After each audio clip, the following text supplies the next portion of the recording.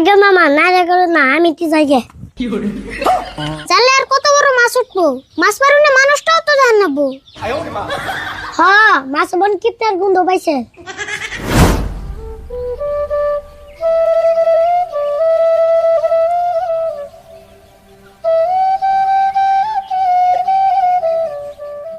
মামা ও মামা দেখতে আসো না আরে বুঝতে তো ভালো আছো হ্যাঁ ভালো আছি এ আর হামেশা হঠাৎ করে তুমি এলে আইলাম মেরে দিন ধরে মামার বাড়ি খাই না ভালো আছে কাকা তো এখন বেতে না একটু পরে আইবো ওই জন্য টোল আছে তুমি আমার বগলে বসে থাকো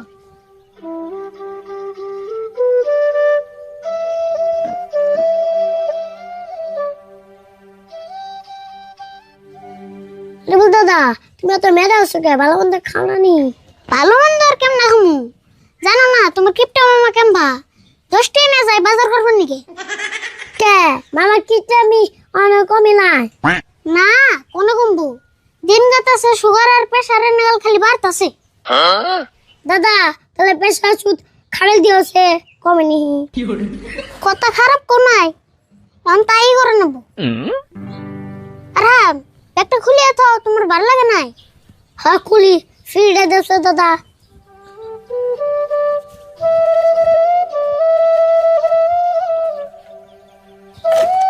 আচ্ছা রাম তুমি একে লাইলে কে ফুবাইলো না আর কই না দাদা বাবা নানা বাচ্চা এজন্য থুয়ে বলছি তাই নি নারার মধ্যে যে না থেকে আয় বর্ষা ওড়াই মালা বলেছি দাদা আজকে আলু করো গে আজকে আলু ভাজা দিয়ে ভাত খাবে খাইলে আজকে নি আজকে 10-12 দিন ধরে আলু ভাজা নগে নিয়ে ডালের মধ্যে হাতুর পারতেছি এ দাদা কি কও ডালের মধ্যে হাতুর বলো জাল ধরো না এ কি কও খুশি থেকে বড় হাতুর পারি না রাগের মতো এসে কইলাম তা বন বলো আমি ভাবছি হাসা হাতুর বলো আর হ্যাঁ এমনি কি কই আমার ডাল খেতে খেতে এরকম অবস্থা হয়ে গেছে গা মুত্তার গেল ডাল বেড়ে বাড়ছে জানো কি দাদা যাই কও আমি কিন্তু আলু ভাজা দিয়ে ভাত খাম না না ওগুনে যে তোমার ভাত খাম না আজকে তুমি এসো না যাও কাকা কিবা একটা বাজা করবো দাদা যাক না আমি কিন্তু মাংস ছাড়া ভাত খাই না মাংস লাগবেই তাই নি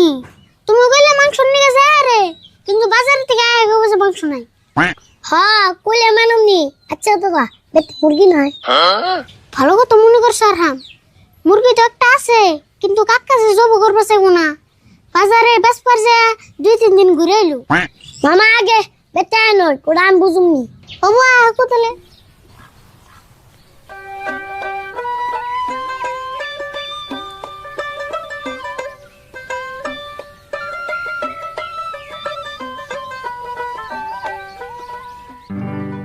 আরাম পূজা খাইছে মামা ভালো আছো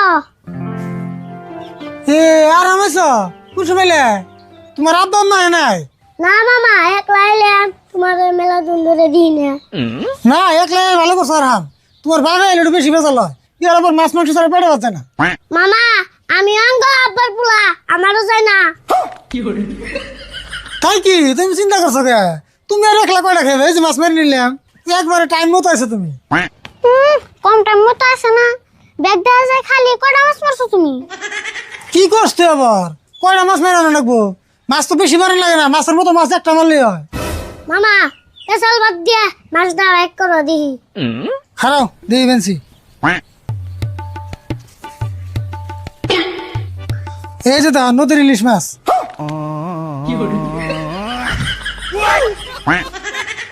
কাকা এত বড় মাছ আমরা খেয়ে নিয়ে ফুরে আর না বড় আদা আনি বেশি টাকা যাও ঠাট্টা করস না মাছ দেখতে ছোট লাগিব মাছের বয়স আছে এই মাছ মারতে কত কষ্ট করছিস তুই জানোস মামা এই মাছের কোনো বয়স হলো এটা না একটা লাবান্ন মাছ আর হ্যাঁ জানলে আর কত বড় মাছ উঠবো মাছ মারুনে মানুষটাও তো জানাবো হ্যাঁ মাছ বন কিপটার গন্ধ পাইছে আর হ্যাঁ ভাগনা তুমি ওর কথা বাদ দছে মাছ ছোট আছে বড় আছে এটা তোমার ভেজে খাওয়ামনি অতি ডাল দেখে বনি ও মাছ খাই না মানুষ না আম্মু তোমার ওই বিশাল তিমি মাছ খাইবার চাই না তোরা মামা বাগনে খাওয়াছেন ওই তোর এই মাছটা দেহানির পর দিকে তুই এত কোন জায়গার কথা করে তোর সঙ্গে এত কষ্ট করে মাছ মারিয়ে না এই মাছ আমি ফালিয়ে দিব নাকি নেবো না, আমার কাছে একটা বুদ্ধি আছে, যদি হুন তাহলে কামে লাগবো। কি বুদ্ধি ক, তোর বুদ্ধি আগে হইনা নেই। এক কাম করো গা, মাছের গলায় রশি বেঁধে পানিটা ছাড় দিয়ে আর নদীর পাড়ে বয়ে থাকো গা। 6 মাস পরে বাড়তে আইবে, তাই মাছটা বড় হবো, বাড়ি ব্যক্তি মিলে খেয়ে আরু। ওই তুই আমার পাগল মাছত না, কষ্ট করে মাছও মারি আনুম, তোর বড় বড় কথা শুনুম, কি বলছ তুই আমারে? কি আর বাবু, আমার একমাত্র কিপটে কাক্কা বলে ভাবি।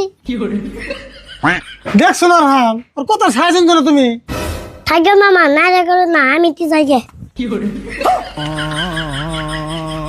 হ্যাঁ মামা, তুমি যাবে কে? হ্যাঁ এই যে বসে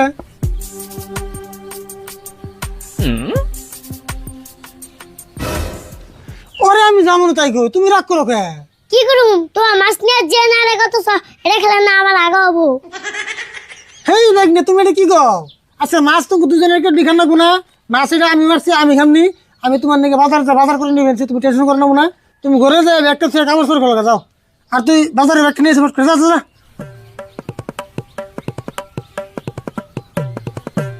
বাজার করে নেবে, ছোট আনিস।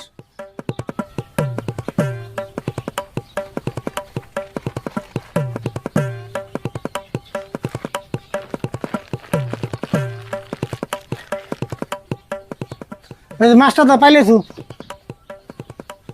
আর মামু, তোমার যা করছি, তুমি ঘরে যে কাপড় চোপড় খুললে হাত মুখ দিয়ে ফ্রেশ হয়ে থাকো, আমি 10 মিনিটের ভিতরে তোমার নিয়ে বাজার করে নিতেছি। আর হ্যাঁ, মাংস কত করে তো নলে কিন্তু সব নিনবো। কত তো খারাপ বানায়। ও মামা খারাও, কি বাজার করবা, মাংস নিয়েও। মাংস খাইবো না? আমি আর ভাবছি তোমার নাকি ভুট্টে ভুট্টে 2টা আন্ডা নেবো, বাজারে মাংস বাজাবো না তো। কি কথা কও মামা, তুমি তাই আমি আন্ডা দামত খামু। উপায় নাই গো, আজকে তো বাজারে মাংস পাওয়া যাবো না, পরে একদিন আইলে হিসুম গাইলে খাওয়ামনি। কাকা তুমি কেমন মানুষ গো, একটা মার তো বাইক নিয়েছে তোমার, তাও তুমি মাংস খাবার চাইতাছো না, বাড়ি মুরগিটা জব করো। বাপরে বাপ, তোর তো সাহস কম না রে, তুই আমার ওই মুরগি কোন হিসেবে জমা করবো চাস? তার থেকে তুই আমার জমা কর রান্ধে। মামা বুঝছি, আমি আর তুমি করতে থাকা মা। হেই মামা, কি হয়েছে তোমার? তুমি খালি বারবার আমাকে যাবে চোখে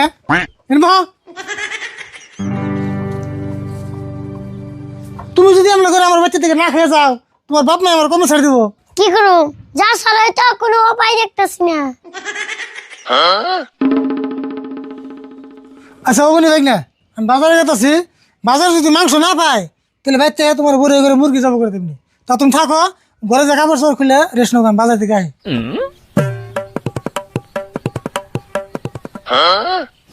রাম, কামটা তো হইলো, মুরগিটা খাওয়ার আমার খুব ইচ্ছা আছে। দাদা মুরগিটা কোনে নষ্ট দি, মুরগি দেখবা নম্বরে আছে।